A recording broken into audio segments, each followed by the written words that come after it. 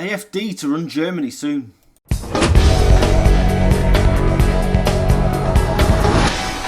You might remember a while ago I did a video saying why proportional representation wasn't necessarily a good idea, and the German elections, the French elections prove why it is not the best of systems.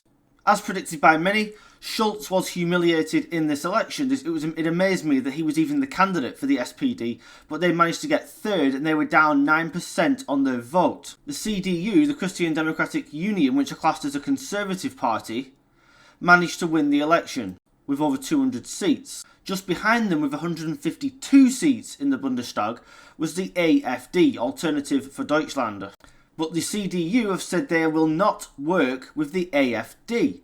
So presumably now they're going to have to do a deal with other left-wing parties, who they don't but share beliefs with officially, to prop themselves up, or they're going to have to run a minority government. And this is your problem now. They think that by ignoring the AfD, they'll just go away, that's it. People will stop voting for them, or they're not going to get into power. No. What's going to happen is this very thin coalition of left-wing parties alongside a conservative party is going to collapse within months. We've seen it firsthand. We saw it in France when Macron refused to acknowledge the national rally led by Le Pen, and he brought Barnier in to be the president or the prime minister of France, who then had to fall on his sword within months because he didn't have any authority.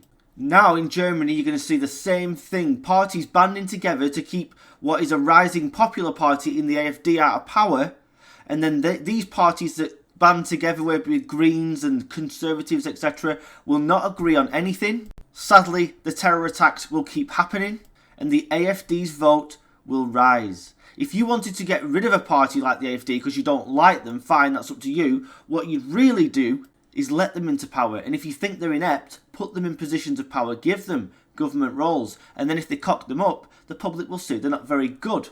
But these people simply don't have the brains to do that because they are afraid that their way of life, the establishment way of life, just like we're seeing in Britain now, is collapsing around their ears, and the gravy train, the free ride, is coming to an end.